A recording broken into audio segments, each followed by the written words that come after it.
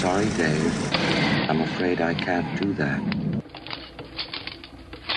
Groovy. Welcome, everybody, to Box Office Pulp, your podcast for movies, madness, and moxie. Tonight, we've assembled the world's 14th greatest team of podcasting heroes to discuss Joss Whedon's / Marvel's The Avengers. I'll be up front here. Spoilers. Coulson dies. Straight up dies. Comes back, but not till later. And Loki loses. If you didn't know that already, you're one of the 5 people on the planet who already missed this in theaters, and, well, you had your chance.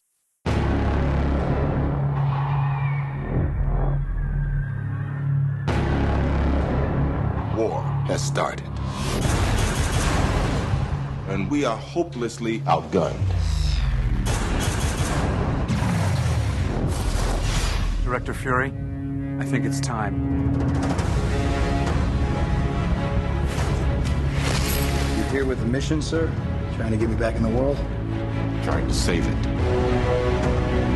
Doctor, we need you to come in. What if I say no? I'll persuade you. What are you asking me to do? It's called the Avengers Initiative. I thought I didn't qualify.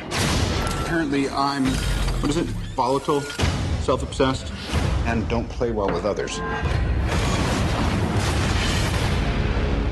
Anyways, I'm your host, the sulky, overbulky, kinda hulky Flexo.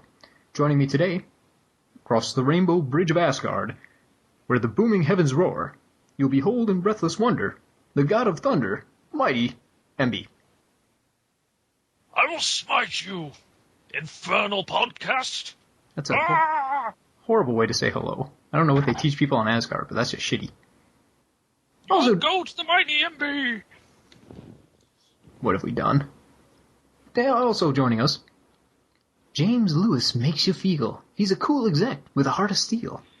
As Hero Man, all jets ablaze. He's fighting and smiting with repulsor rays. Amazing armor. That's Hero Man. A blazing power. That's Hero Man. Also James Lewis. Hold on, I'm putting on my Black Sabbath shirt. Let me see if I can get my work light on. Hold on. You, middleman. There we go. Have you seen the Rainbow Bridge? I'm going to leave now.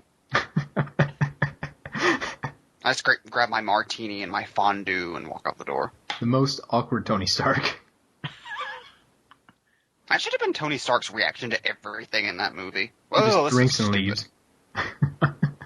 He sees Bruce Banner Hulk out. Nope. So long. Walks out. But we paid him $50 million. Fuck. I'm just a consultant.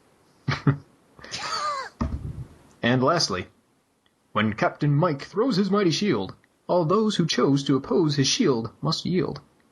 If he's led to a fight and a duel is due, then the red and the white and the blue will come through when Captain Mike throws his mighty shield. Mr. Mike Napier, everyone. Remember, kids, don't trust foreigners. Sounds about right. But yeah. I am a foreigner. And we don't trust MB. I was hoping you would just be really sad and say, I had a date. Then we just move on from there. It was either going to be that or everyone I ever knew is dead. God, so emo. I don't understand rap music. But then all I could think of was Twisted Toy Fair Theater Captain America. Oh my God, I haven't thought of that in forever. Just walking in on Bucky having hung himself. Bucky, no! And with Betty Page tied up in his basement. You're all I have of my past. That's how our Avengers would have turned out. It would have just been all these dysfunctional people just being miserable. No people would have been fought at all. Just Thor attacking everything. Iron Man just walking away from things. Just drinking and refusing to be around anything weird. Cap essentially being just a suicidal weirdo.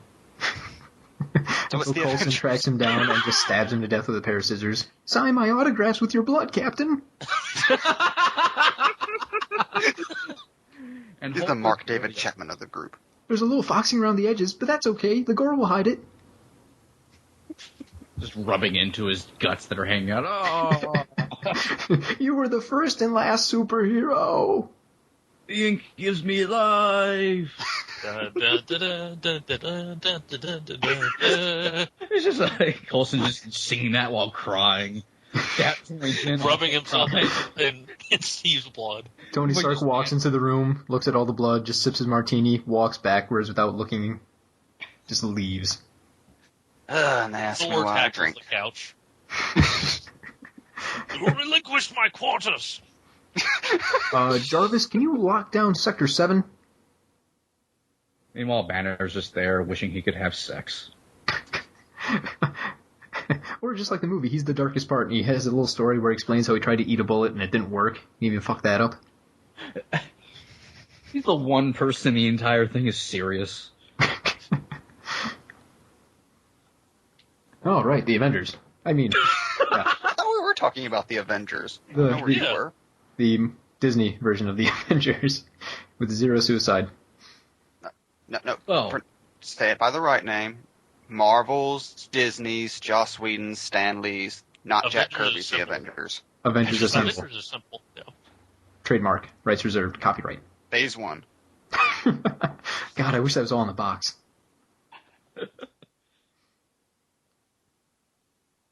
Well, that was a good Still the podcast. Yeah. Good night, everybody. That's all we have to say about I think this. it's pretty safe to say we all hated the film completely, and there was no redeeming qualities to it at all. That was Except worse for than the the Dark silky Knight smooth Rises. locks of Loki. That was the only thing I was watching for. And Coulson. I'll admit it, Coulson. And I'm still waiting for the eventual Phil Coulson Loki buddy movie. And there's They kind go of on a road trip to tension. Morocco. Yeah, there's a tension there because Loki killed Coulson once, but eventually an unlikely bond forms. Yeah, they have to get They over go to the spring break. Loki teaches Coulson how to get over his fears. They run afoul of a small town sheriff. It's Nick Fury. But They it's still- White Nick Fury. Those Marvel boys are at it again. Oh god, someone needs to stop us. It's been 6 minutes of this and we've done nothing actually related to the film. Alright, we'll get back on track here. Why did we pick the Avengers? I mean, besides being superhero fans, was the movie good? Did we actually like it, or was it just the fact, hey, we actually get to see Thor punch Captain America in the face? I mean, that kind of appeal. Those two Aryan gods. Red Skull was so happy. Watching from Asgard. Getting into adventures. As far as the film itself goes, I think that certainly there's the appeal of just seeing all these characters team up for the first time. I mean, that was what it was always going to be in the first place. Because from the start of that post-credit scene of Iron Man, there was the promise of an eventual Avengers franchise. And when that promise was met, it was because we had already seen, Thor get his own movie. We'd seen Captain America. We'd seen Iron Man not only get one film, but a second film where he was weirdly placed as a consultant, which was never referenced, thank God. But on a deeper level, I think the movie works in several different ways, actually. And the primary way that I think it works is that, for me at least, the Avengers best captures what it's like to take a comic book without taking a specific storyline or anything and just replicating the feel of reading a comic book on the movie screen. It somehow it captures the scope of it, but it also captures the ridiculousness of everything, except taken seriously. It's not like a camp value type of thing. It's not like, aliens show up and suddenly the movie's ridiculous. It's no, this is treated like a big comic book event.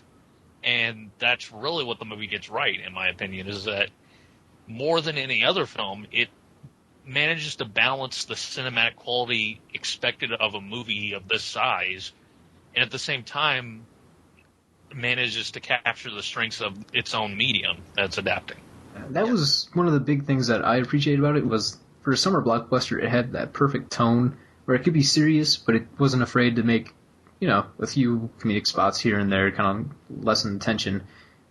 But it never devolved into being too cartoony. It was never overly serious.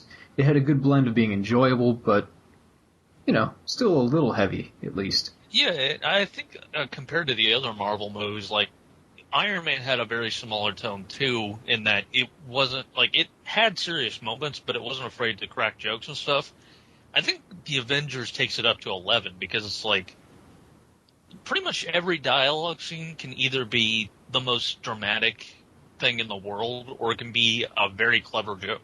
Like, the whole scene where they're talking about Loki's plan, it ends on a joke about Galaga.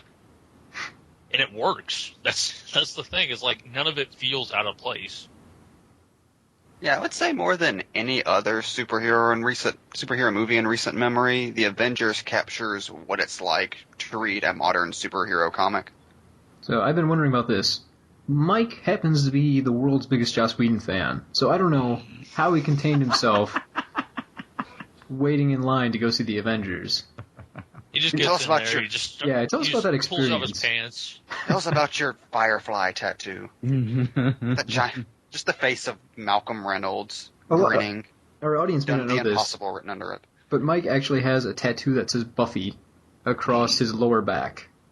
It's kind of beautiful. There's a typo in there, but we look past that. He stalks Sarah Michelle Gellar. There's a T in it. Hey, get your stereotypes right. No Whedon fan likes Sarah Michelle Gellar. But yes, I hate Joss Whedon. I hate Joss Whedon, but I love Astonishing X-Men. So there we go.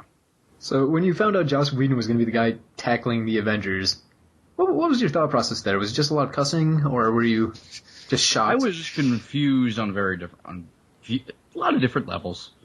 I remember us talking about it, and to be honest, even as a guy who doesn't really hold that much ill will towards Joss Whedon, I'm not really a fan of the guy, because I don't, Buffy just isn't my kind of thing. Firefly, I watched, and it was just kind of there. You're wrong on that, man. Completely wrong. And, just various things that he's done, it's it's either love it or because I love Astonishing X-Men, like Mike said. But I remember us having, the first conversation after it was announced, and we were both confused. Joss Whedon was just, the dude's not, a film director, which is, what confused us the most, because, he comes from a background of TV. It's very small-scale TV, even though it is, ensemble TV. It's more of, how is he going to juggle, a big-budget action movie that takes so many franchises and puts them together? And he was like, I just want Avengers to be good. Yeah, I am the biggest Joss Whedon fan in the world, and even I was like, wow, that is a really massive gamble they're going on here. I mean, Serenity I enjoyed a lot, and it was a relatively epic movie, but still nowhere near on the scale of a movie like Avengers. Even an established film director taking on this project would be extremely ambitious, but somebody who had only directed one movie, which is nowhere near this scale, that was, like I said, a huge gamble. And Avengers is difficult for anybody. I mean, it was very easy to get wrong. Yeah, I think honestly, Avengers is probably the hardest thing you could tackle. Just in terms of getting it right the first time, getting the big team movie right the first time. That isn't something like X-Men. I mean, it is easy in so much that all the characters introduced, so you can hit the ground running, except Hawkeye. But to be fair, we learned everything we need to know about Hawkeye in that scene in Thor. Yep, he's got arrows. That one scene in Thor with Hawkeye. Which is pretty much all you need to know about Hawkeye in the comics. He's got arrows and he's great at boats. He's great at boats. Number one boats. It's still hard to put all the characters together and give them all equal justice. I think we were all worried that the way Marvel was kind of going with business-wise and ignoring things like the Incredible Hulk and kind of pushing Iron Man to the forefront of everything, we were all kind of worried that it was going to end up being, Iron Man and his avenging friends or something. Yeah. Even best case scenario, I was expecting Iron Man to be the main character of the movie. Yeah. Yeah. And it's really, ideally, it would have been Cap's movie.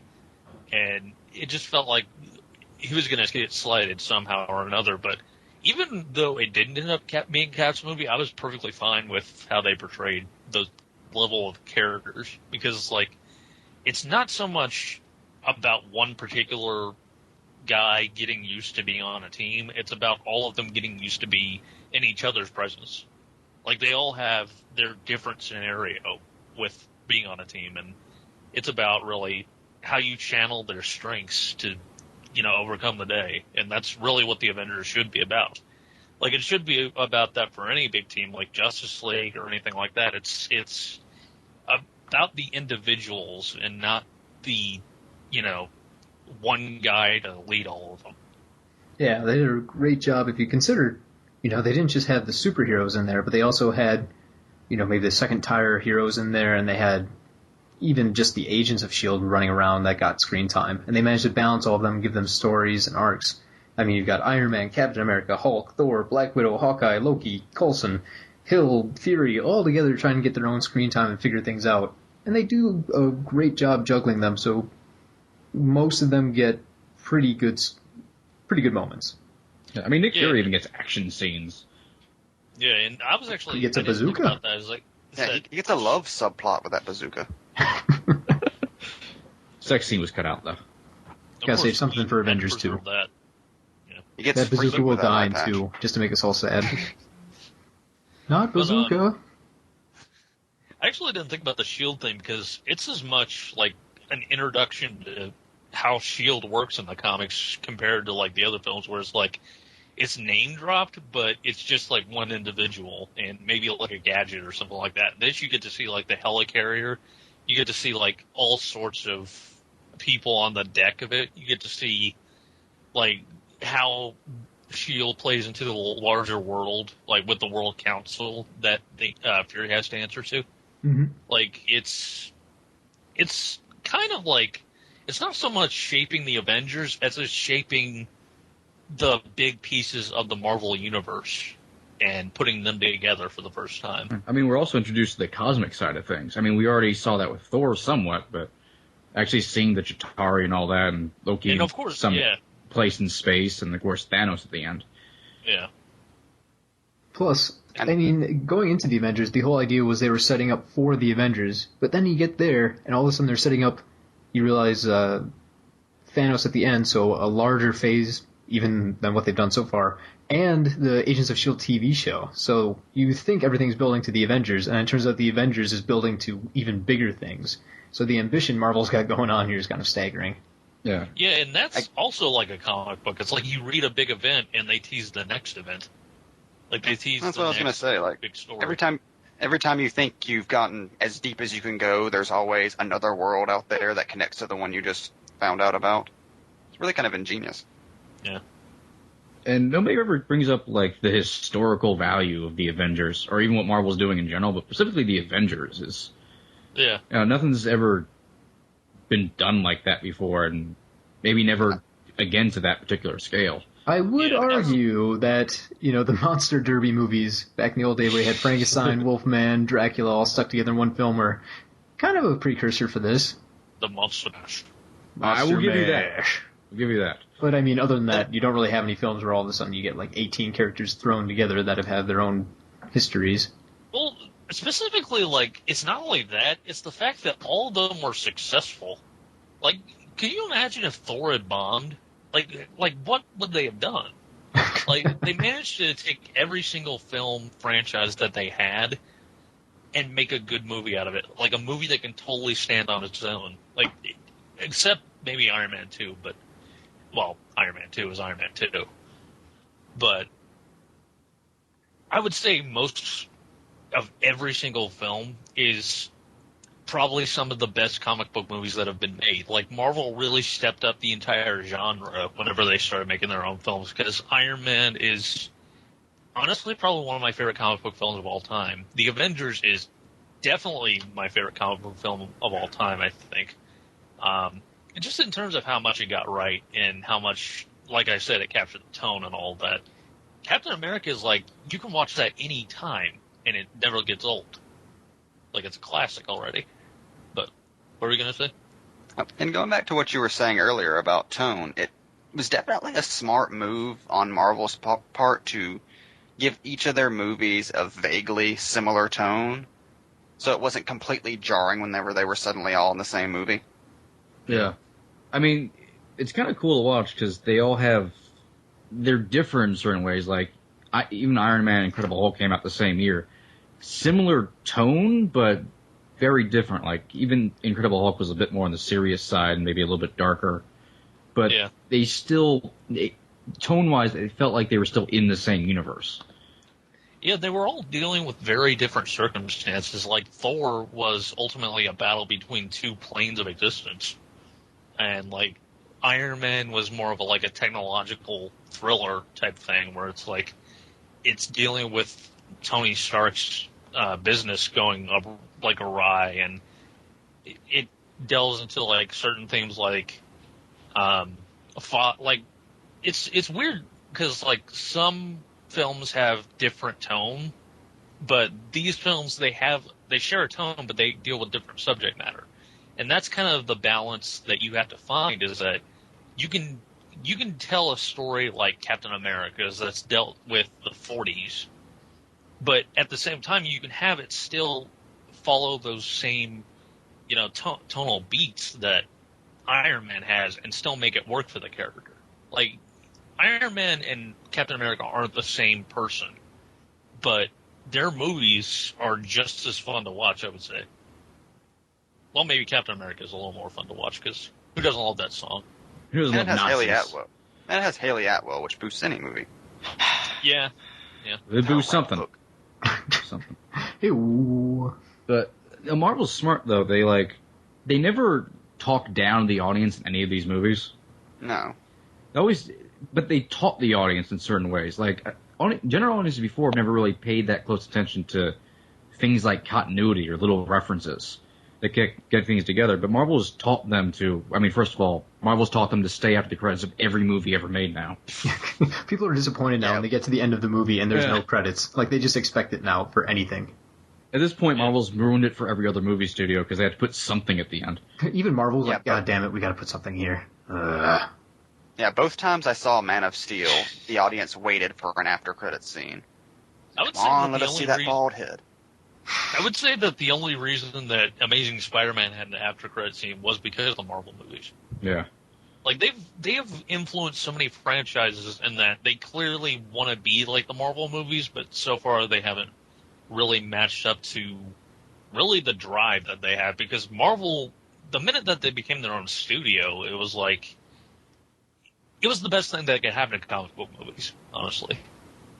And to see an actual movie universe of the Marvel universe is... What's funny is that it never occurred to me that that could be a thing. I guess I was just so used to, the Warner Brothers way of coming out with comic book movies, and then, each Marvel movie being owned by a different studio. I was like, there's no way we'll ever see, crossover films or big, universe expanding films. But the minute that Iron Man came out, you were like, that can work? That exists? I thought of crossover things before, if you have a Batman Superman movie, they can meet or something, or you can make crossover movies, but an actual thriving universe where you can have a Captain America movie in the 40s reference Thor, and have Tony Stark's father in it, and beginning of S.H.I.E.L.D. and stuff. Then actually have a Thor film where it's you have a reference to S.H.I.E.L.D. through Coulson. Yeah, or, the thing that turns Blonsky into the Abomination is the Super Soldier Serum, minus the Vita Rays. Yeah. Yeah, remember in the 90s when you were totally psyched whenever they acknowledged that Batman Returns existed in Batman Forever? This is as good as it's ever going to get. Well, it's almost like the Marvel cartoons. When you saw the X-Men and Spider-Man interacting, you were like, holy crap. But it's just done on such a bigger scale that it's unbelievable. And now we've got a movie where, 30 minutes in, Thor and Loki meet and just discuss the ending of Thor. That amazes me every time I watch it. It's it's a sequel to every single movie we've seen so far. Yeah, but it works. None of them feel shortchanged. No, and actually the characters probably come off more like their comic book counterparts in the Avengers than they do in almost their own movies. Yeah, It's easily the best Iron Man movie. Yeah, they've went through the journey of, their origin story, so now they're just allowed to be the characters. Like, Captain America is allowed to be this commanding presence that leads a team, and he's allowed to be, someone who's aloof, but at the same time very earnest and very stern. And, Iron Man, let's face it, the one character Joss Whedon was born to write was probably Tony Stark. I do find it hilarious that everyone, when they think of Loki, thinks of Avengers Loki and not Thor Loki. Yeah. Every single Loki quote someone memorizes, Avengers. Because they're both, the equal amounts to Loki. It's just that, Well, Avengers Loki has longer hair. That is true. And Quim. Well, Avengers Loki is just flat out evil Loki. He wasn't quite there yet in Thor. Yeah. It's just astounding to see everything just coming together as a complete piece. With the origin stories, it's all about the build up to that complete piece. This is taking those complete pieces, making a giant puzzle out of them, and it all fits together. To see Captain America in costume sitting at a table with his mask off, talking to Thor, who's also in costume, with Thor, Bruce Banner. On the helicarrier. Thor, what do you think? Yeah, on the helicarrier, with Black Widow sitting in the corner, being all Black Widow. And all Black Widow and shit. Black Widow, the smartest person in the movie. This movie contains 2 scientists, the Science Bros. And not only that, but it's they even bring back side characters, what's Stellan Skarsgård's character's name? I forget. Selvig. Yeah, Selvig. He's a major part of it. Who I'm still convinced is never mind controlled by Loki. He's just that into science and is just relishing the chance to do all this, and he just makes it all up at the end. Oh, thank God you've saved me from Loki. I fell down and hit my face and knocked the evil out. Yay, good guys. Thank you, Scarlet Witch. I turned into that awful King Tut again. I still say Darcy being taken over would have been way fun. Evil Darcy. Evil Kat Dennings. As a Lady Loki. That's what they're building towards. Phase 3. Tumblr just explodes. Think of the glut of superhero films we've had over the last few summers. I wonder how long Marvel can keep this going, though.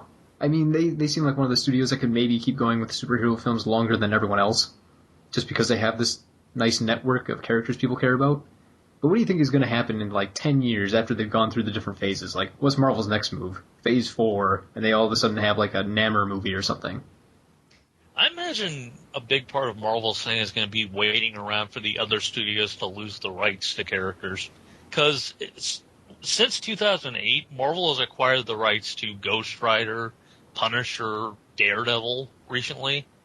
And they were about to acquire the rights to Fantastic Four, but Fox is developing a movie now with Josh Trank, so they can't really do that yet. But, the only one that I think they're going to, the 2 franchises that I think they're going to have to really wait for, and will probably never even get their hands on because the studios won't love them that much, is X-Men and Spider-Man by Fox and Sony.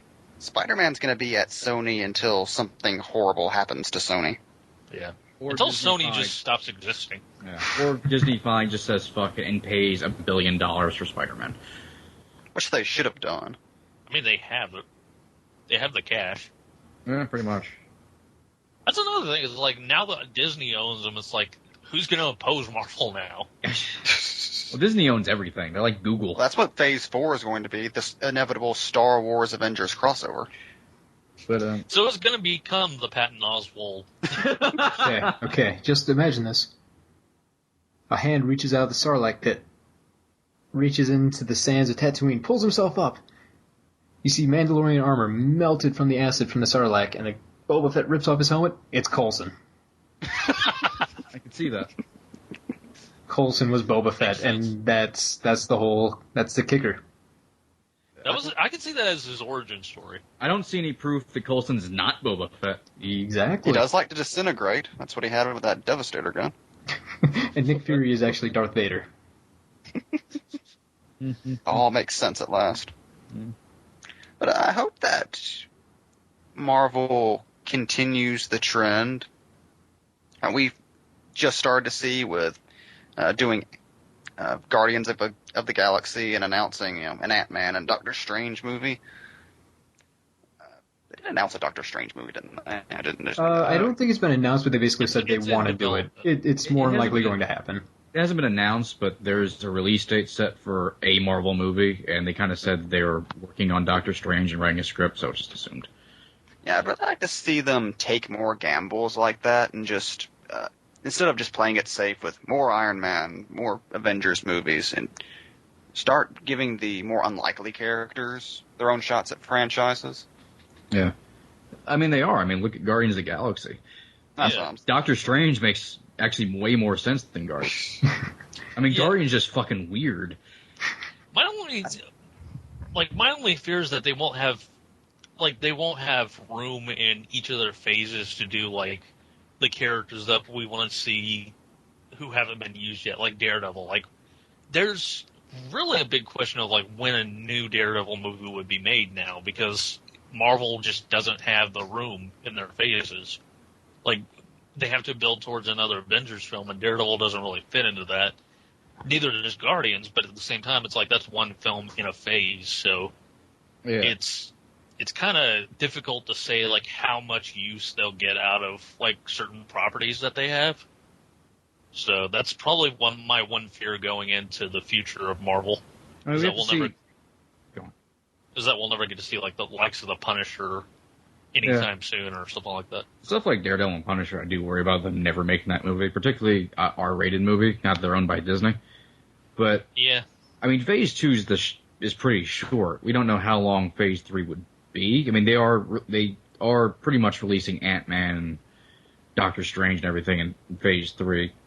Hopefully, like a Black Panther movie, but we'll see. Phase 3 is just going to be the fucked up phase. What do we got left over in that barrel? Throw it on screen. She-Hulk, the movie. Yeah. But, Marvel is, obviously they all come from a comic book background for the most part, so they kind of understand that, like, I've never been one to think, like, comic book movies are going to die out eventually. I think that time has kind of passed, and I think even Avengers, or what Marvel's doing, has shown, like, comic book movies are capable of a lot more than people thought they were. And I think People were saying that comic book movies were dying out when Spider-Man 2 came out. Yeah. And it's like, it's funny because, like, people consider comic book movies, like, a trend more than a genre. Like they consider it more of, like, something that will die out, like 3D. They think that it'll eventually go the way of 3D, and 3D we know is going to eventually die out, and that won't be as popular anymore. But it's like, comic book movies are more like an action genre, or like the horror genre, or something like that. It's just its own type of film. Yeah, and they can really be anything. I mean, you can do a superhero movie that's also a horror movie, or...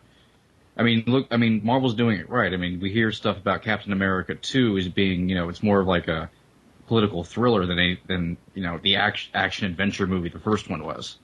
Yeah. Almost more Born Identity-esque or something. I mean, Guardians of the Galaxy is just fucking some kind of weird space opera comedy directed by James Gunn with a talking raccoon who kills people with Uzis.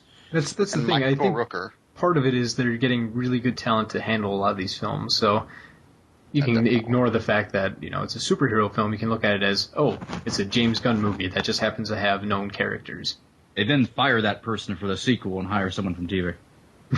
Yeah, that's the one thing that I'm really disappointed with Marvel as, that they seem to be kind of ruthless when it comes to directors taking, like, the time that Jon Favreau had, like, he must have been, like, tearing his hair out trying to get Iron Man 2 made, because Marvel set a release date that he just flat out said he couldn't make, and they eventually convinced him. But it seems like they're not really fit for like one director to take on like 3 films at a time. Like, there have been times where you realize, Marvel's not really is a new studio. They don't really.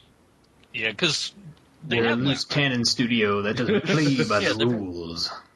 Like, they've had a couple of uphill battles so far, like the whole recast of War Machine.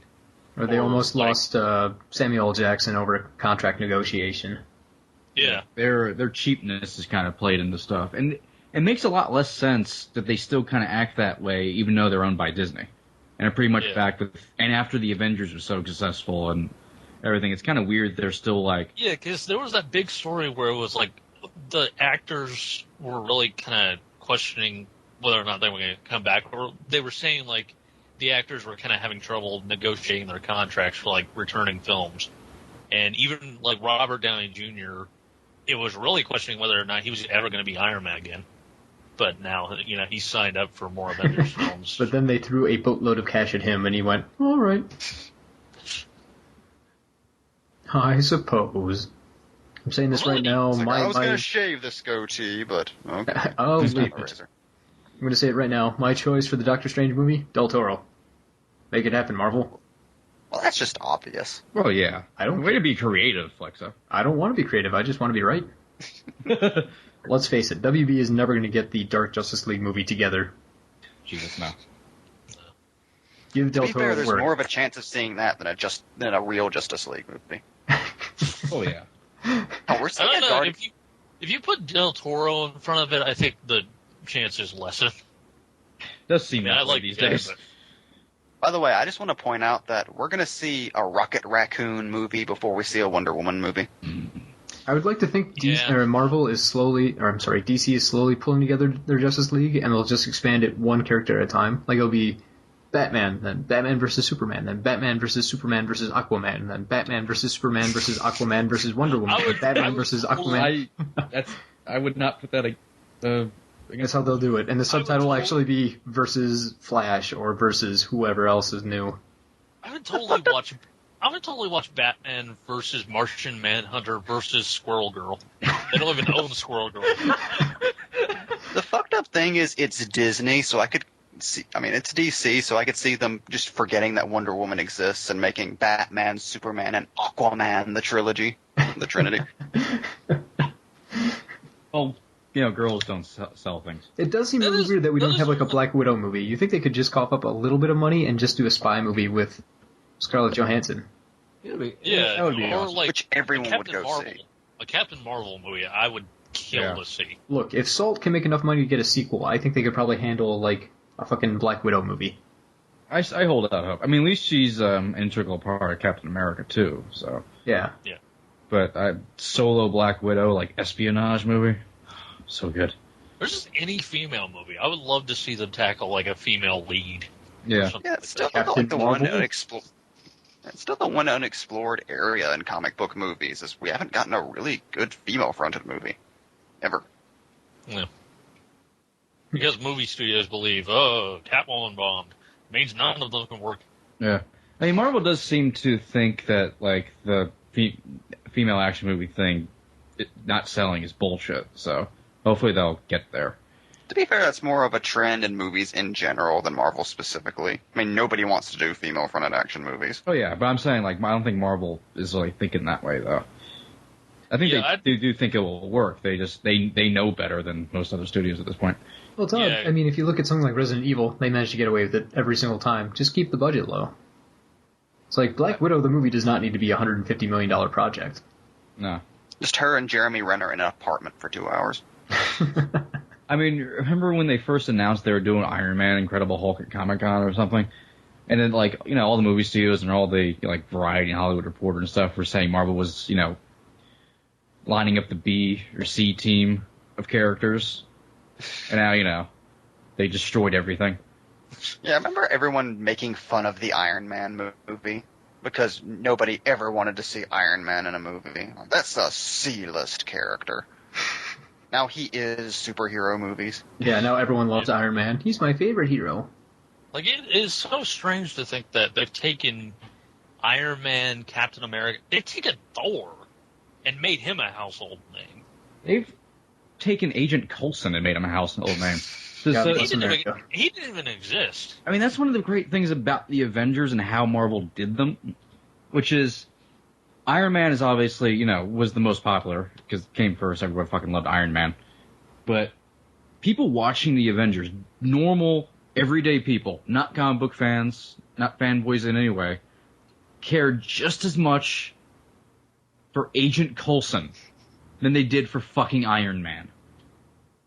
That blows my mind. Because of the magic of Clark Gregg. The most charming goddamn actor in the world. It's true. Right next to Ron Perlman. I mean, No, think of like Tom Hiddleston is a household name. He may be the biggest star in Hollywood now. Yeah, I don't know about we that. believe he is. The biggest cock in Hollywood. Ew, this is coming from a guy who just watched Shame. He should know. Yeah. Oh yeah, it is compare. Fassbender. I'm sorry.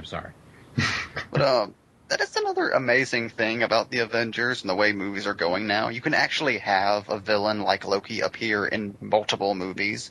Just something we've never had before. Yeah. It's like getting Heath Ledger's Joker again. Too soon. Yeah. He's dead. Or just Jesus. Way to bring it down. All right, on a happier note, favorite moment of the film. MB, go. Pick one. Just I would one. have to say, okay, I would have Faster. to say the biggest. Oh, Go. Quit stalling. You got to pick. Flash decision. God damn it, MB, just say something already. Pick one. Come on. the tracking shot, all right? The tracking shot. The tracking That is shot. You're going single- with the track. Okay. I think that is the single greatest superhero moment of all time, just because you get to see every one of them in action. Yeah, You that get thing to was see like every made one for of a them trailer. doing what they do best. Yeah. It's just Like it shot is, all it over. is like seeing the best splash page in comics like 100 times over. It is seriously one of the most jaw-dropping things I've ever seen on film, and that was the moment I was like, this may be a serious contender for like the best comic book movie ever made. Yeah, just seeing that in the trailer is like, ooh, shit is on now. Like the action in the movie is just fantastic. Like the fight between not Captain America, but Iron Man and Thor in the woods. Mhm. Like that's the best. Like someone made a comment yesterday. That was the best Iron Man fight of all time. It is. Or even Captain America fighting Loki. Like, we get to see Captain America really show off his moves. Like, how acrobatic he really is when he fights. Like, that was awesome. Yeah, Captain America gets a lot of acrobatics. Yeah, we were talking like they use their powers more as powers in this movie. Like even in Thor, you never see Thor sling lightning around. Yeah. But in Avengers, he just throws it at everybody. He does kind of forget he has it at certain points. Like that's the first thing he does because he just signals his approach with lightning. Captain America deflects lasers with his shield. And uses it to like take down aliens. His mighty shield, by the way. There's a movie where the Hulk leaps at a crowd of aliens and just starts going to town, like just smashing them up and like. That is one of my favorite parts of the film. Just Hulk, smash. That little grin he So gets good. right as he gets to destroy like half of New York. So Yeah, I good. never get tired of seeing the Hulk referred to as the Hulk out I know. loud. No, it's so awesome. And Hulk knows that's his name. I know. And that was the thing I loved about the Incredible Hulk too. They don't try to explain it like, no, his name is the Hulk. He knows his name's the Hulk, and everyone's gonna call him the Hulk. Not that stupid crap from the Ang Lee movie where Eric Bana just says this Hulk, and then goes on and then says his boom over and over again. Boom, boom, boom, Boom. Boom. Boom. Anytime I try to pull a memory from that movie, that's all that happens. I just remember the giant mutated poodle. There's that show. Oh, God. And absorbing Nolte. Take it! Oh, Why are we talking about thank Ang you Lee's are Hulk? separate from me. I'm bringing it back to the Uh, Avengers. I'm not going down this route. favorite moments. Mike, go. Faster. Scarlett Johansson's ass. No, tracking shot. Tracking shot probably. No, that's already taken. Got to pick a different one. Too You have bad. a different favorite No, moment that's- now. He's not slowing down. Loki's speech. Which one? All of them. That. Oh, come on, you're cheating. No. You didn't You don't specify. play by the rules. You did not set Hero, up the go. rules before asking the Hero. question. No, I thought you were going to go for he's not slowing down. That's always the part you point out. That is one of my favorite parts, but that's almost embarrassing to say because it's it's an incredibly stupid thing to like. I don't know why, but it's the most. Thor swinging his hammer in preparation of saving Iron Man, who's falling from the sky. It's like the most. It just feels real in that moment for some reason. I don't know why. He's not slowing down and starts because they swinging his don't- hand and getting ready to fly. Yeah, they just don't really acknowledge it. It's like he just swings it like off camera almost. Yeah, and then, but of course, then the fucking Hulk comes in and saves Iron Man. Yeah. The greatest. Because they're science bros. Science bros for life. But I will say, like, it's not just about the action. Like, one of my favorite moments is also just the really dramatic way they get rid of the nuke, and the way, like, Iron Man, like, he's losing consciousness within the suit, and he's watching, like, as the nuke goes up towards the Chitauri ship, and the music swells, and it's just like, honestly, the movie is like a giant nerd porn. Well, I like the point you mentioned yesterday where his ending with the nuke really parallels the ending of Captain America. How that kind of brings those movies together in that way. Yeah. Where he's got to make the same sacrifice play that Cap had to make, except for when he calls Pepper, she's not available. And not only that, but it's built up to because, earlier in the movie, when he and Captain America are fighting, it's like Captain America brings up, you better stop pretending to be a hero, and then cut to that moment, it's like it's the completion of Tony's arc in the movie. It's like he shows them that he's just as capable of being a hero as any of them, and he does it with complete noble intention, despite his facade of, being this, chauvinistic, aristocratic dude. Like, he's still a hero at the end of the day. I guess up until that point, Iron Man hasn't been that heroic in the Marvel Universe. He's kind of just a guy who gets attacked by people. Yeah, the only time Iron Man was heroic before that was just when he was saving that village. Yeah. From his own weapons. And then he just cleaning up his own mess. And then by Iron Man 2, he just forgot all about that and stopped being a superhero. Yeah. Something that's always confused me about the Iron Man movies. Like, after Iron Man 1, what does Iron Man do? Nothing. Privatizes world peace. He races. He flies around the Hammer compound making fun of Justin Hammer. Oh, well, that's just fun. Who hasn't done that? The revelation that Justin Hammer is secretly Thanos in disguise. We're still waiting for Justin Hammer to be revealed as the builder of Ultron, but I still say that's going to happen. Make it so, Marvel. If you're not going to have Ant-Man do it, that would work. And my other favorite moment is the scene where they're all in the lab arguing because the fucking scepter's, possibly influencing them. It's never really explained.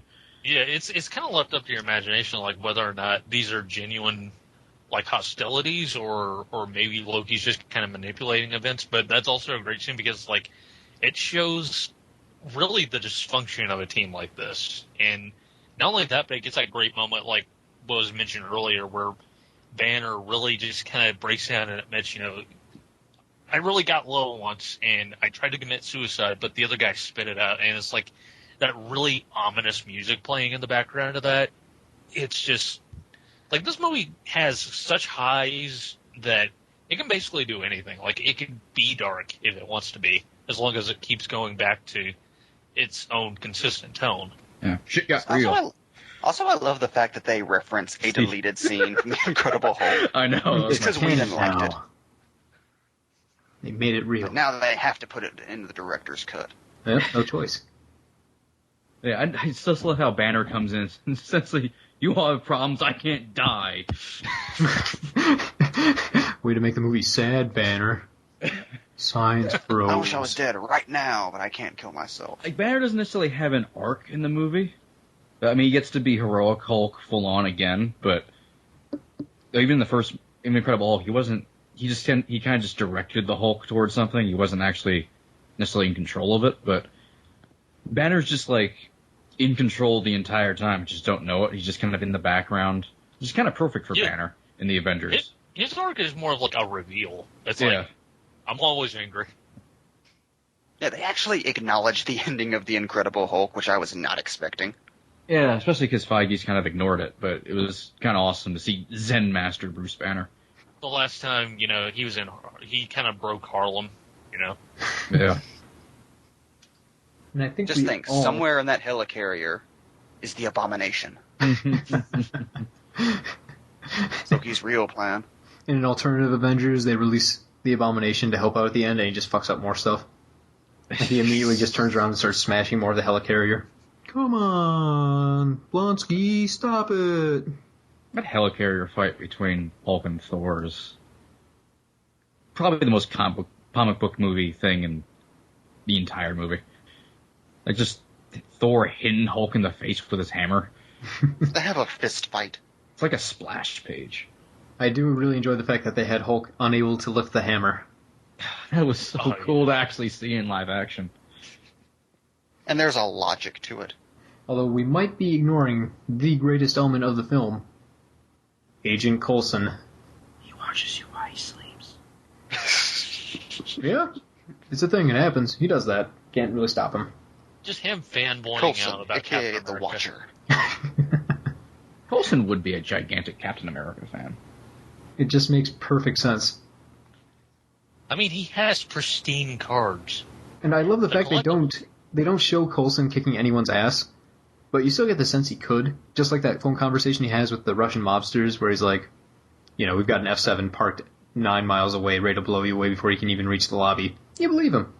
He doesn't have to actually punch anyone in the face for you to feel like, oh, don't fuck with Coulson. He stands up to Loki with nothing but an arm cannon. An untested arm cannon. He used mad science against Loki. So on that day, Phil Coulson had ran out of fucks to give. This is so weird, like, again, just the fact that they took this character that didn't even exist before Iron Man 1 and made him into one of the biggest characters in the Avengers franchise.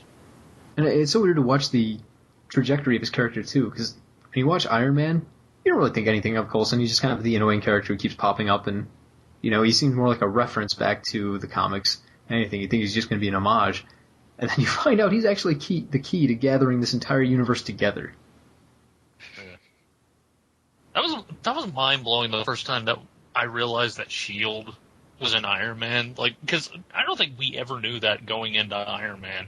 No. Like, I think that was, like, one of the best-kept secrets that Marvel had, was that they were establishing a universe. Coulson. That's his ghost, leaving the world, hopefully to come back as Vision.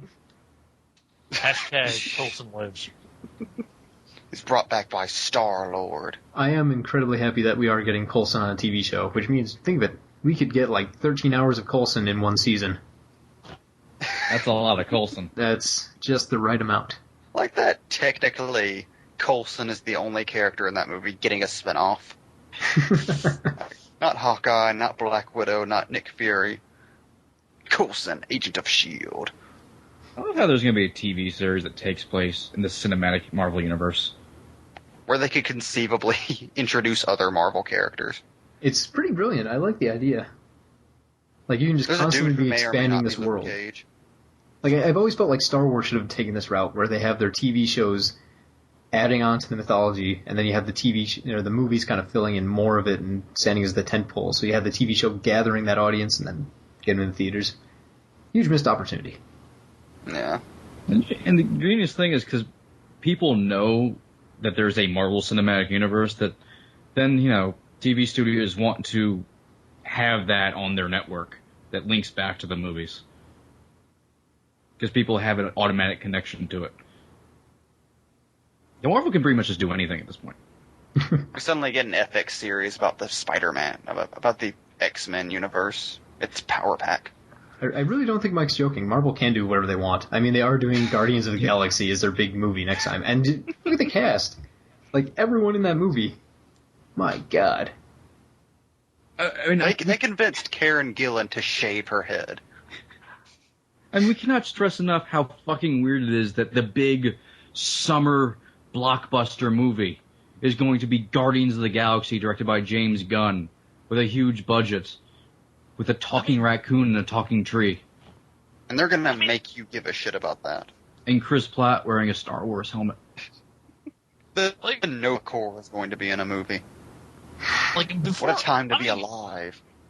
I'm a huge comic book fan, but I had never heard of the Guardians of the Galaxy before that movie was announced. Like, Nobody had. I don't think anyone had. They're making me care about Guardians of the Galaxy. It is fascinating that it's a movie they made solely because they had no other cosmic characters. Like, they don't have the rights to Fantastic Four or the Silver Surfer, but we gotta do a space movie somehow. I mean, it's all building up towards the Ronan the Accuser spinoff. Oh, don't even tease, man. I love how we're going to get a live action. I said this last night. Live action Ronan the Accuser. just makes me happy inside. So I'm a huge fan of Lee Pace, but I just can't see him as Ronan. I don't know. Can you? We'll see. I could pull it off. Yeah. Well, the bigger thing for me is that we're getting a Nova Corps, so like eventually we're gonna see Nova on screen. Somehow. Like, who thought that would be possible before Marvel? Nova's 3 fans are going to be so fucking happy. Oh man, it's gonna be the best. Yay, Richard Rider. It's gonna be feisty Latino Nova. I love how this stuff's playing out exactly like it would in the comic book. Like, you see Thanos, the mid-credit scene of the Avengers, but then he shows back up in Guardians of the Galaxy and introduces to his adopted daughter. He plays a small role in it. And he just builds up to the Avengers 3 instead of the sequel. That's how it would be in a comic book. You'd see him at the end of a comic. He'd play into these other things, and then he showed up again in the next big event. Like several issues later, oh yeah, he's still here. Yeah. Like underneath Thanos, like his appearance when he smirks a little bit, it just says "to be continued." And then when he shows back up, there's a little asterisk there. Yeah, explaining who he is. Last seen in issue. See New Guardians 3 through 4. Thanos wants to get it on with Death, who in this universe is a hot lady. Oh, yeah. Fun fact. Smiling Stan. So Hero had to explain to his family what that line meant. And this fascinates me. I don't think a lot of people were too confused by it. I think they just heard, hey, fucking with humans is a bad idea, and Thanos turns around and he's like, fuck with who I want. It was basically how you could interpret it. Yeah. Or if you're a comic fan, it makes way more sense. It's fantastic. Everyone wins. If you're a comic book fan, that line just gets you hard. Like Thanos is, when he turns around and smiles. I just love how everybody in that audience was probably so fucking confused by Thanos. Who the fuck is this purple guy on a throne? I actually heard something. Why is he so happy? Like, why is Purple Hellboy in a movie? Purple Hellboy. Why don't they have Ron Perlman playing Thanos? That would be awesome. Well, I guess then if they did, we'd all be cheering for Thanos to win. Yeah, that's a problem. Well, Thanos' face isn't big enough. That's the thing. Cold-blooded. Hey, that's not an insult. I wish my face were as large as Ron Perlman's. Yeah, I didn't mean that with like any vitriol. It's just, it's a good thing. Otherwise, he would just track you down and break your face. You know what they say about large faces? Big hands. Perfect for grabbing larger amounts of money with your fantastic acting skills.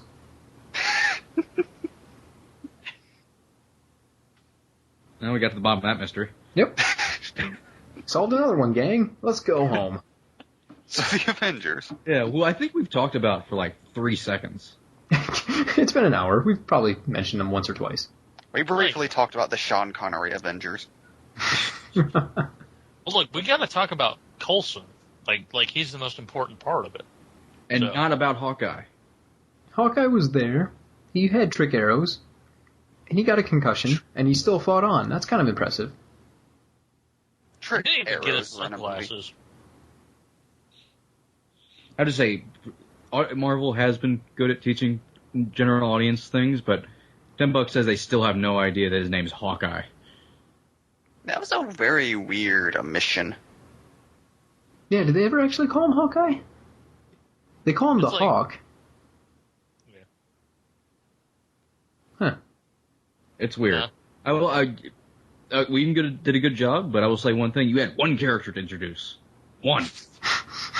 To be fair, it's Hawkeye. You have a movie with 7 main characters. Hawkeye is going to get the short end of the stick. Hey. Still no excuse. Pizza dog. Also, what else is there to Hawkeye, really? Pizza dog. He's a dude who shoots arrows. He's good at both. Pizza dog. Hey, all that was... Don't you fucking insult Clinton Barton, okay? He's the salt of the earth is what he is. This actually brings me to something I've been working on. Yeah. So after watching the movie last night, I made up a ranking of 10 of the main characters of the film, win and loss brackets against whoever they fought, and then assign points to each person they fought, to basically figure out how badass each character in the film is. Question, did you leave Maria Hill off the list? She is on the list. You might be surprised at her placing. Yes. At the bottom, no. All right. Maria Hill is more badass than you will ever be. Okay, so I mean, it's a little unbalanced for the fact that not everyone got to fight everyone. Like, if we look at it, Black Widow got to fight Russians, Hulk, more or less ran away from Hulk, but that counts as a fight.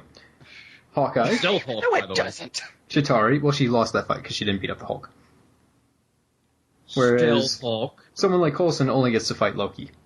So, I mean, they're going to be a little imbalanced because they, only have one chance to gain points. But, more or less, I think the results speak for themselves. Okay. So, on the bad attitude scale, a low score sucking and a high score being badass. In last place, with a score of -4, any guesses? Selvig. Okay, he does get the shit kicked out of him. I will list the characters to make this easier. In alphabetical order, Black Widow, Captain America, Coulson, Fury, Hawkeye, Hill, Hulk, Iron Man, Loki, and Thor. Question: do you get negative points for saving lives? I only put in fights, so... Let's see. And some of them are a little controversial because, a lot of the fights didn't have clear-cut winners. I promise you, nothing we say on this podcast will be controversial. Yeah, we have to have people listen to it. I'm going to say Loki's in last place. Okay, we got one vote for Loki. Hero, who are you going with? Hawkeye?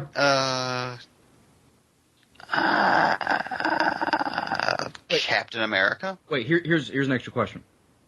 Does fighting the aliens count? Yes, I have the Chitauri on the list. Okay. They have a point value of +2 on a scale of 5. You're such a weird fucking guy, man. Like, a scale of 1 would be like a human, just like some dope who took karate lessons. So the Chitauri, they get taken out pretty easy, so I give him a 2. But I guess Fury technically never interacts with anybody. He does beat up some henchmen. And he blows up a plane. Does a plane count as a fight, though? I actually had to do a tiebreaker, so yes. It's like some kind of weird RPG. Alright. So in last place, with a score of -4, Captain America. I was right the first time. He The did not lamest Avenger. It's unfortunate. And But he used a machine gun against those thugs. I counted that in there. That's accounted for. He killed fair. American soldiers. To be fair, that's just only because everyone around him was smart enough to yield. Well, just looking at it, okay, so he fought the Chitauri, that's a +2, he won that battle. He fought some henchmen on the helicarrier, that's a +1, because they're pretty much worthless. He had a fight with Thor, but his only action was hiding underneath his shield. So I imagine if that fight had gone on any longer, Thor would have just crushed him, so that's a -4. Fuck you, man. And then he kind of fought Loki, but Loki was trying to get arrested, and he still had a hard time fighting Loki, so that's a -3. So altogether, Captain America, last place, -4. Oh. Steve Rogers is an American hero, Cody. Wait. Here's my question. Why does Hill get a higher rank than Captain America? Like, she shot down... bullshit. She shot down one guy and then she drove... Like, she had an action scene where she drove at the beginning and, cut off the escaping Hawkeye and Loki. Yep. But I factored beyond that in. Beyond that, she didn't do anything. Yeah, she shot some henchmen, actually. Yeah, that's what I said. Yeah. So that combines to give her a score of -1. So she still beats Captain America. But no! Because Cap shot henchmen and fought Loki. Hey, you didn't make a list. The man who makes the list wins, Mike. And to show how I'm not biased on this, second to last, Agent Coulson with a score of -3. Then I guess Agent Hill. I guess when you've got that much swagger, you don't need to fight anybody. Mm-hmm. You know what Agent Coulson did win? Our hearts. That's all that matters. Yep. So fourth to last, Agent Nick Fury with a -0.5 because he blew up a plane. He was otherwise tied with Hill.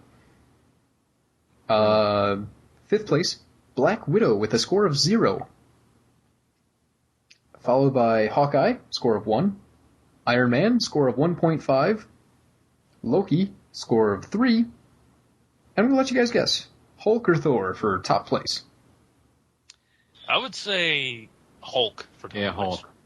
2 Hulks? Well, I would say Thor would win out if you counted all the people he murdered whenever he electrified that skyscraper. It's not on volume of murder, it's just different targets. It should be. Well, that's why you have to make your own list. I mean, And remember, you have to go by Flexo's logic here. Remember, Thor was stabbed by Loki. Actually, yes. With So that his negates a betrayal point. knife. I'm trying. Where did I rank that? Hold on a second. Okay. So many notes. Okay. So, in second place, with a score of only 3.5, the Hulk. First place, Thor, Wow. with a commanding 11 points. Wait, Wow. did you take a point away because he tried to kill himself once? Thor lost 3 points because Loki essentially stabs him and then escapes. Well, what about Hulk? Hulk, I gave that win to Thor. That's a +5 right there. No, I mean like Hulk's overall score. Oh, Hulk still only got a 3.5, and that was because... okay, so Hulk got a +2 for Sports commentator. scaring off Black Widow. I don't think anyone would argue that. Do you count the Hulk hitting Thor at the very end of their actions? Oh, okay. Let me adjust Game these changer. scores then. We found a loophole. Okay. There's a lot And of- I don't think that fight can go to Thor either. I mean, Thor would have gotten his ass kicked eventually if Hulk didn't get distracted. I don't know, the way they were showing, Hulk was having a hard time, and he's pretty distracted by the hammer on the ground. Well, I mean, wouldn't you? So that's a 7 there. You doing this in marker, by any chance? No, just pen. Can we pretend it's marker? Yeah, if you want to. Smart. Okay, well, this actually screws up all of the rankings because Thor... Just throw it all out then. Okay, well, we had an 11, but I do have to subtract points for technically losing the second round with Hulk due to that sucker punch. So that's a -5. So altogether... Oh, we have a change. Hulk. Hulk As- moves up into first place with a score of 7. Thor Yes, goes to second there with a it is. score of 6. Hero, you have to pay us $50 each. Those were the rules. I'll be serving as your bookie. God damn it, paperwork, Flexo. Another question, by the way. But the actual trick to all this is the real winner is actually Coulson. Because I'm going to play this like Dumbledore, and fuck it, I award all the points to Coulson. Coulson It wouldn't came have back to mattered either life, way. so he won. Just a question for semantics purposes. Are you counting the Chitauri all as one? The Chitauri as a force are counted as 1. So Yes, as long as you but- didn't get murdered by them, you can get a +2 for fighting them. The space dragons, are those also in the grouping of Chitauri? I wasn't sure how to count that, because technically Iron Man takes one down, I think Thor takes one down, I couldn't remember, and Hulk takes one down. Yeah, well, technically, Thor and Hulk both take one down. So that means Hulk took 1.5 down. No, because that'd be counting like Chitauri individual soldiers. I think you Again, should it's not count the separate, amount of murder, it's just the different targets of murder. But that's a different target. No. You have to look at them like groups. Like the giant space slug things. He could have killed 50 of them. Doesn't count. Well, it counts once, but that's it. Now, what about the guy playing Galaga? What was his high score? I believe he Wait, had a what score of guy? 1,352,000. Not bad. I have no idea what his score was. I'm making that up. We assumed. And Good, this is a okay. lie. I didn't want people out there listening to be like, that guy knows his Galaga. To be fair, you would be the guy on this podcast who would know his Galaga. I do enjoy Galaga. It's a good game. I mean, you know, it's fun. It's better than fucking Space Invaders, quite frankly. Although, if I'm remembering right, in the movie they used the wrong sound effects for that game. They do, but Yeah, you know, which is forgive them.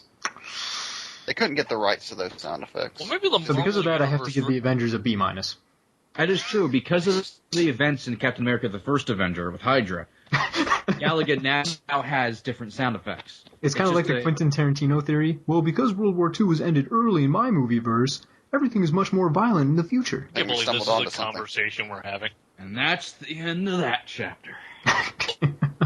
Well, The Avengers. As an edit point, we are an hour and 10 minutes in. How much longer did you guys want to go for? I don't know. What I else think we've there? covered everything. Okay. We can talk about the negative points of the film, but why? Yeah, I'm pretty Yeah, I good at think just we're- being positive. Think happy thoughts. We touched on that enough, but I think we're done. Okay. Because the movie's just awesome. There's no point in dwelling and just saying, good. Okay. Box Office Pulp recommends The Avengers. All right. Edit point. I think we can all agree. Box Office Pulp recommends. I think Mike was actually going to say the line, but I just did. I don't know why you did. that was before an edit point. That was I put weird. the edit point afterwards just so I could say it. Now we have to do it all again because I'm mentioning the edit. No, you need to leave all of this in because it's far more interesting than the rest of the episode. I like how if you mention the act of editing, you have to leave it into the podcast. It's just an unwritten rule. You can look behind the curtain, folks. Ooh, do you feel special now? See Cody for who he really is. Look, we grab Flexo, pull off his face. It's a red skull. Oh, he's actually a Nazi. That was just That's my what a red skull skin, is. you dick. I'm just bleeding. But you are good at bookkeeping like Nazis, so Well, you have your schedule. schedule. One of my favorite parts from Dracula Didn't Love It. Damn it.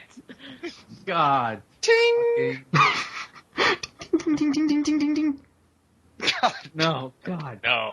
Wrong universe. It's okay. We won't go into that. We're assembling the box office Pulp Avengers. Hero, can you grace us with a sad cover of the Avengers theme? I don't think I know the Avengers theme, Wait while you look. so I'll it just up. do Captain America. All right. I'm happy with that. Dun dun dun dun dun dun. Dun dun dun dun dun dun. Dun dun dun dun dun dun dun dun dun. Dun dun dun dun dun dun da da da. He had a date. He's a star-spangled man with a plan. When Captain America throws Yes. his mighty shield. Wait, okay, now, sad Hail Hydra. Hail Hydra. I want to edit this podcast with the sound of gunshots. Just like you get to the end of that. All The other guy spit it out. Bucky, no! Okay, now you have to do the sad themes for every other character. God damn it. Dance, monkey, dance. Hulk. Hulk. Da-na-na. Hulk. Hulk. I didn't expect that. I am Iron Man. No need to fear, they're here. Just call the 4. Don't need no more. Oh, he's just running the gambit of 90s. It's a medley. Reed Richards is elastic. Sue can fade from sight. I think, Johnny is the Human Torch. And the Thing just loves to fight. Just call the 4. Spider-Man, Spider-Man, Sounds close to at fucking you. Frankenstein. He's just getting drunk.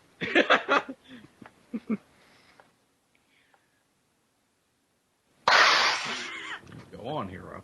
Do it. That's all I've got. Come on, you can do it. Oh, okay, the last. Okay. Na, na, na, na.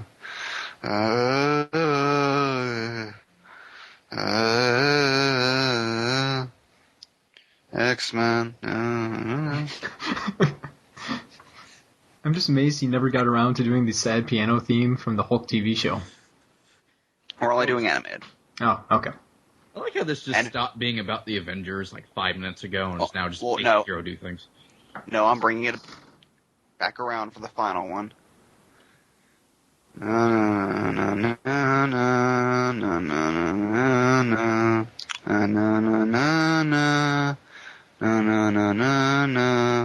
Avengers. Assemble. Brilliant. This is great, because I was just going to force us all to sing Captain America's theme from the cartoon show, so I don't even have to now. I'm legitimately depressed now. If you want to find the origin of that joke, remember, listen to Pulp Commentary, the RoboCop Redux. Which is a fantastic segue to us wrapping up. If you've enjoyed this podcast, you can find more of it at boxofficepulp.blogspot. Something like that. I don't even know. Boxofficepulp.blogspot.com. Boxofficepulp@blogspot.com. We're on iTunes. We're on Facebook. We might be on the moon. No promises. You can find more of MB and Mike on their own podcast, Pulp Nightmare. Dun, dun, dun, dun, dun, dun.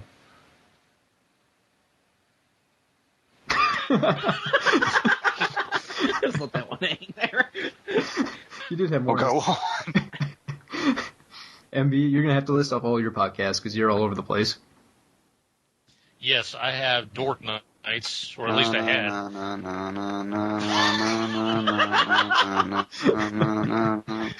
Dork Nights at blogspot.com with Matt Johnson of Below the Bible Belt fame.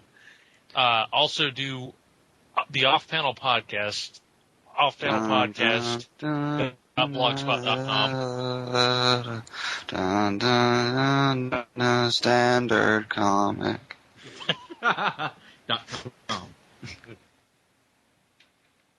And I have my podcast with Matt Johnson, Below the Bible Belt. Oh, boy. Never described. Never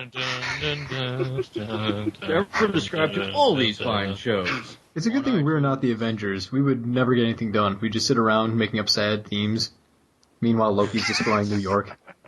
Of our own themes. So you should support us as podcasters instead of superheroes, so we don't ever try and branch out into new things. So please check us out, leave comments, listen to our myriad of different shows, and thank you for listening. That's a wrap. I said that's a wrap. Fine. No, what were you going to say? What were you going to say? Nothing. Come on. I was just pulling a flex out. Oh, okay. Finn.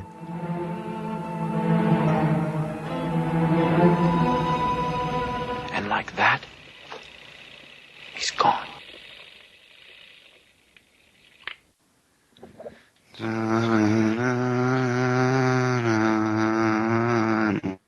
Like that, he's gone.